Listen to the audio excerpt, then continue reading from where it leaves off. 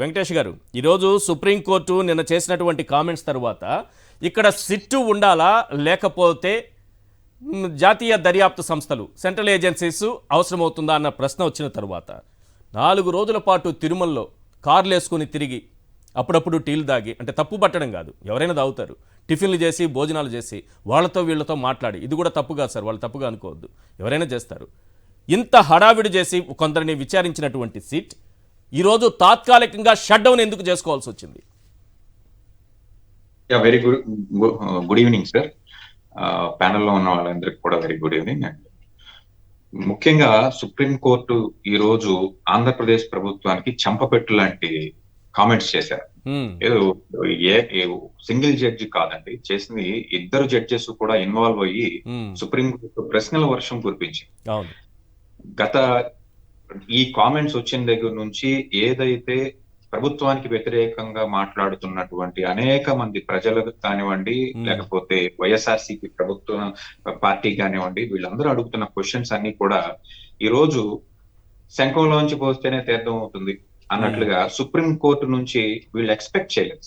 First of all ఏంటంటే, ఈ ఆంధ్రప్రదేశ్ ప్రభుత్వం సుప్రీం కోర్టు ఇంత ఇన్వాల్వ్ అయ్యి నేరుగా వీళ్ళ మీద ప్రశ్నలు సంధిస్తుంది అని చెప్పేసి వీళ్ళు కలలో కూడా అనుకోని వంటి ఒక పరిస్థితిని ఈ రోజు ఎదుర్కొన్నటువంటి పరిస్థితి. ముఖ్యంగా సుప్రీంకోర్టు ఏమని అడిగిందంటే, మీకు రాజ్యాంగబద్ధ పదవుల్లో ఉన్నప్పుడు కనీసం దేవుళ్ళని ఈ రాజకీయాల్లోకి రానివ్వకుండా మీరు లాగకుండా ఉండటానికి ట్రై చేయాలి కదా అని చెప్పేసి ఉప ముఖ్యమంత్రి గారిని ఉద్దేశించే అడిగిందా అని చెప్పేసి నేనైతే అనుకున్నాను. ఎందుకంటే ఉప ముఖ్యమంత్రి గారు సనాతన ధర్మ బోర్డుని ఏర్పాటు చేయాలని, లేకపోతే సనాతన ధర్మాన్ని పరిరక్షించాలని, హిందువులందరూ ముందుకు రావాలని చెప్పేసి ఆయన వ్యక్తిగతంగా హిందూ మతం మీద ఆయనకి అపారమైనటువంటి విశ్వాసం ఉంటే మనం అందరం కూడా ఆయన్ని మెచ్చుకోవాల్సిందే, తప్పదు. కానీ రాజ్యాంగబద్ధ పదవుల్లో ఉన్నప్పుడు ఏదో ఒక మతాన్ని భుజాన్ని వేసుకుని వెళ్ళాలి అని అనుకున్నప్పుడు ఆయన ఆ పదవికి రాజీనామా చేసి దానికి కన్సెంట్ గా ఏమి యాత్రలు చేయాలనుకున్నా, లేకపోతే ఏం దీక్షలు చేయాలనుకున్నా చేసుకోవచ్చు. దేవుళ్ళని నేరుగా రాజకీయాల్లోకి లాగటం ఎంతవరకు సమంజసం అని అడిగిన ఈ ప్రశ్నకి ఖచ్చితంగా ఈ ప్రభుత్వం నుంచి లేదా ఉప ముఖ్యమంత్రి గారి దగ్గర నుంచి సమాధానం ఉంటుందని చెప్పేసి నేనైతే. ఇక సిట్టు దర్యాప్తు వ్యవహారానికి వచ్చినట్లయితే, ప్రభుత్వం మీ చేతిలో ఉంది, మీరు అన్నట్లు కల్తీ జరిగిందనే రిపోర్ట్స్ ఏమైనా ఉన్నప్పుడు ప్రభుత్వాన్ని నేరుగా ముఖ్యమంత్రి గారు పత్రికా ప్రకటన చేయాల్సినటువంటి అవసరం ఏముంది? ఎందుకంటే 100 కోట్ల పైచిలుకు ఉన్నటువంటి హిందువుల యొక్క మనోభావాలతో ముడిపడినటువంటి ఒక లడ్డు, ఈ లడ్డుకి జిఐ ట్యాగ్ తీసుకొచ్చింది కూడా వైఎస్ రాజశేఖర రెడ్డి గారి టైం 2009 ఆయన సీఎం గా ఉండగా లడ్డు వ్యవహారంలో అనేక అక్రమాలు జరుగుతున్నాయి. లడ్డూని డూప్లికేట్ చేస్తున్నారు, కింద నుంచి ఒక లడ్డు మాఫియా ఒకటి బయలుదేరింది అని చెప్పేసి అప్పుడు హిందూ మతవాదులందరూ ఘోషగా ఆయన దగ్గర వ్యక్తపరిచినప్పుడు ఆయన అనేక రకాలుగా ప్రయత్నం చేసి తిరుపతి లడ్డూకి 2009లోనే ఈ జిఐ ట్యాగ్ కానివ్వండి, పేటెంట్ గాని వచ్చే విధంగా ఆయన చేసినటువంటి ఒక పరిస్థితి. ఆయనకి తీసుకెళ్లి క్రిస్టియానిటీని, లేకపోతే ఆయన ఏదో హిందూ మత వ్యతిరేకగా, ఆయన కుటుంబం మొత్తం హిందూ మత వ్యతిరేకంగా చిత్రీకరించడం కోసం, ముఖ్యంగా వైఎస్ఆర్సీపీ అధికార ప్రతినిధి గారు చెప్పినట్టు ఈ 100 రోజుల పరిపాలన యొక్క ఫెయిల్యూర్స్ గురించి 100 రోజుల సంబరాలు చేసుకునే పరిస్థితి లేదు. కాబట్టి ప్రపంచంలో ఉన్నటువంటి అందరినీ కూడా, హిందువులందరినీ కూడా దీని నుంచి బదలాయించాలి, దీని నుంచి మనం మార్చాలి, మన మీద క్వశ్చన్స్ రాకూడదు అని చెప్పేసి ఈ యొక్క డెరాగేటరీ కామెంట్స్ ఏవైతే ఉన్నాయో లడ్డూ వివాదాన్ని ముందుకు తీసుకొచ్చి ఆయన కేవలం ఒక ప్రెస్ మీట్ పెట్టి ఆయన తప్పుకున్నారు. ఆ తర్వాత మొత్తం అంతా భుజాన్ని వేసుకుని పవన్ కళ్యాణ్ గారు ఈ రోజు అబాస్ పాలైనటువంటి పరిస్థితి. సిట్టు వ్యవహారానికి వచ్చినప్పటికీ అధికారం మీ దగ్గర ఉంది, మీరే దానిని ఎలా విచారిస్తారు? మీరు విచారించదగిన కేసు కాదు ఏమో అనిపిస్తుంది. కేంద్ర ప్రభుత్వానికి సంబంధించినటువంటి ఇన్వాల్వ్మెంట్ ఎంత ఉంది దీనిలో? కేంద్ర ప్రభుత్వం అసలు ఇన్వాల్వ్ అవ్వదలుచుకుందా? అయితే మీ యొక్క కామెంట్ ఏంటి అని చెప్పేసి వాళ్ళని కూడా అఫిడవిట్ వేయమని చెప్పేసి సుప్రీంకోర్టు మొదటిగా పరిస్థితి కానీ మనం చూడాలి. కాబట్టి ఖచ్చితంగా ఈ సిట్ యొక్క దర్యాప్తు నాకున్న సమాచారం మేరకు ఖచ్చితంగా ఆగిపోతుంది. ఎందుకంటే మనందరికీ తెలిసిన విషయమే. చంద్రబాబు నాయుడు గారి వ్యవస్థల్ని మేనేజ్ చేయడంలో దిట్ట అని చెప్పేసి అని మా చిన్నప్పటి నుంచి మేము అంటున్నటువంటి ఒక పరిస్థితి. అవును. ఈ సిట్ కూడా ఆయన సిట్ అంటే సిట్, స్టాండ్ అంటే స్టాండ్ అనే కాదు, పరిస్థితి ఉంటుంది. ఈ సిట్ ద్వారా కొంత సమాచారాన్ని ఆల్రెడీ రంగంలోకి దిగింది కాబట్టి రేపు సుప్రీంకోర్టు ఏదైనా సిబిఐకో లేకపోతే సిట్టింగ్ జడ్జితోనో ఒక కమిటీ వేసినప్పుడు ఈ సిట్ రిపోర్టును కూడా వాళ్ళు పరిగణిస్తారా, తీసుకుంటారా? రాష్ట్ర ప్రభుత్వం చేతిలో ఉంటుంది కదా అప్పటి వరకు. ఖచ్చితంగా తీసుకుంటారండి. మరి ఆ సిట్ను నమ్మేది ఎలా? ఖచ్చితంగా తీసుకుంటారు. తీసుకున్నంత మాత్రాన ఏదో బ్లైండ్ గా సిట్టింగ్ రిపోర్ట్ ని తీసుకుని వాళ్ళు ఏం చేసే పరిస్థితి కాదు. సెంట్రల్ గవర్నమెంట్ కి సంబంధించిన ఏజెన్సీస్ ఏమన్నా గానీ దీనిలోకి ఇన్వాల్వ్మెంట్ గానీ, లేదా సిట్టింగ్ జడ్జితో కానివ్వండి, విశ్రాంత న్యాయమూర్తితో కానివ్వండి, ఈ యొక్క ఎంక్వైరీ జరిగినట్లయితే మొత్తం వీళ్ళ భాగవతం మొత్తం బయటకు వస్తుంది. కాబట్టి ఇక్కడ మనం ఆలోచించాల్సిన ఏమైనా ఉందంటే ఈ 4-5 రోజుల్లో వీళ్ళు సిట్ దర్యాప్తు పేరుతో ఏదన్నా అడల్టరేషన్ కి సంబంధించినటువంటి డాక్యుమెంట్స్ ఏమైనా ట్యాంపర్ చేశారా అనే దాని గురించి మాత్రం ఖచ్చితంగా ఆలోచించాల్సినటువంటి పరిస్థితి.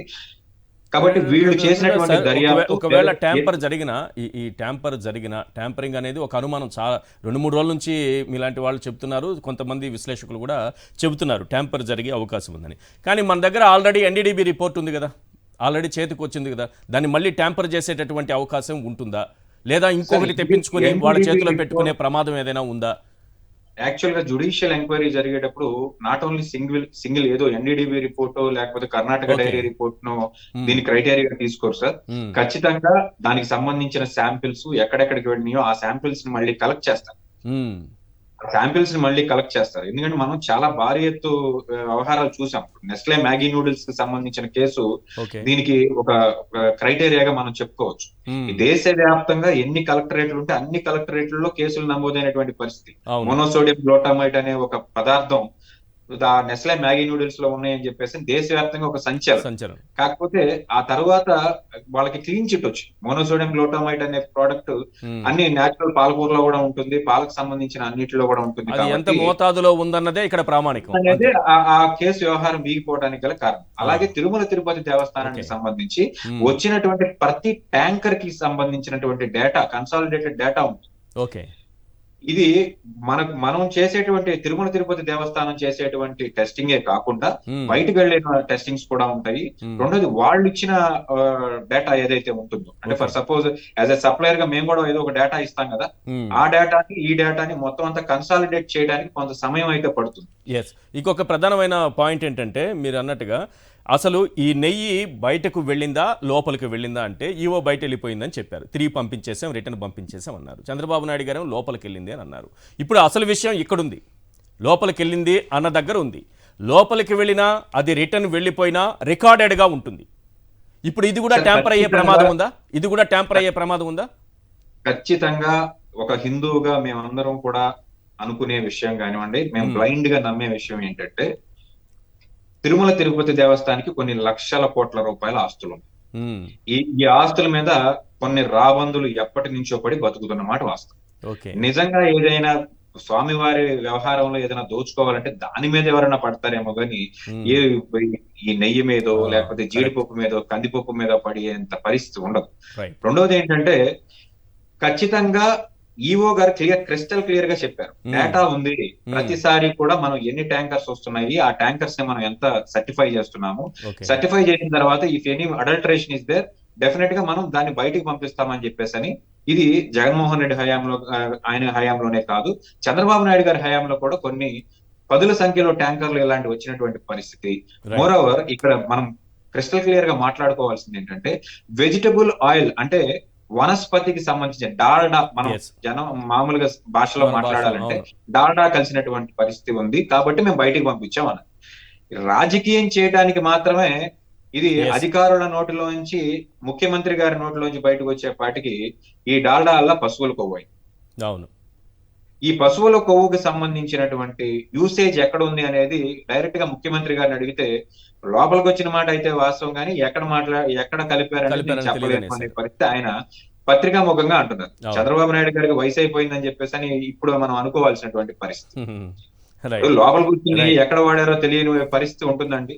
కొంతమంది ఏమంటారంటే తిరుమల తిరుపతి దేవస్థానానికి వచ్చే వాళ్ళు ఎవరెవరో వస్తుంటారు, ఏదేదో దర్శనానికి ఎంతో మంది వస్తూ ఉంటారు, వెళ్తూ ఉంటారని ప్రతి ఒక్కళ్ళ డేటా ఉంటుంది సార్. రైట్ కొండ మీద మీరు అడుగు పెట్టారు అని అంటే you are under surveillance.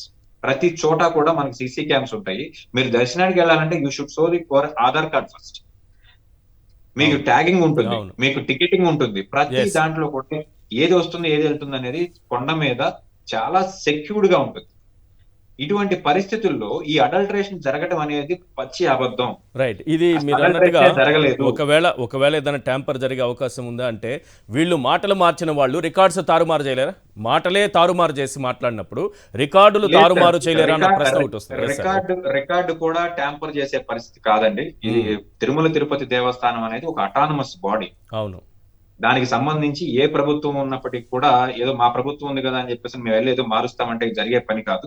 Right ఖచ్చితంగా అందులో రికార్డుల విషయంలో కానీ నాలుకలు మాటలు మారిపోతాయి, నాలుకలు మడత పడతాయి అనడానికి ఒకసారి అప్పుడు జూలై 23 నుంచి వరుసగా ఏం జరిగిందనేది ఒకసారి ప్లే చేయరా?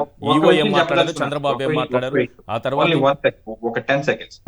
వీళ్ళు నిన్నటి నుంచి సుప్రీం కోర్టు తీసుకున్నటువంటి ఈ గైడ్ లైన్స్ కానివ్వండి, ఈ క్వశ్చన్స్ జరిగిన దగ్గర నుంచి వీళ్ళ యొక్క మీడియాలో ఆల్రెడీ వాళ్ళ యొక్క వాదన మారిపోయింది. అధికారుల మీద తోసేయడానికి రెడీ చేసేస్తున్నారు. అధికారులు చెప్పిన డేటానే చంద్రబాబు నాయుడు గారు చెప్పారు, కానీ చంద్రబాబు నాయుడు గారు ఏమన్నా డైరెక్ట్ గా చూసారా అని చెప్పేసి అని వాళ్ళ మీడియాలో చెప్పడం స్టార్ట్ చేశారు.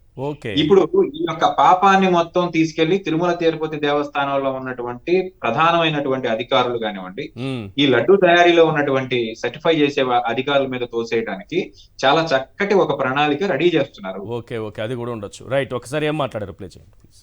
ఇంపార్టెంట్ ఆస్పెక్ట్ ఏంటంటే టేస్ట్ అనేది మనకు తెలిసిందే, కానీ అరోమా అనేది మనకి కరెక్ట్ గా ఉందా లేదా, క్వాలిటీ లేకపోతే మేము మీద చర్యలు తీసుకుంటామని అందరి మేనేజ్మెంట్ వాళ్ళు వచ్చారు. ఒక్కొక్కరు వాళ్ళతో మాట్లాడి చెప్పిన తర్వాత కొంతమంది ఇంప్రూవ్ చేశారు. ఆ శాంపుల్లో అడల్టరేషన్ ఉందని తెలియదు.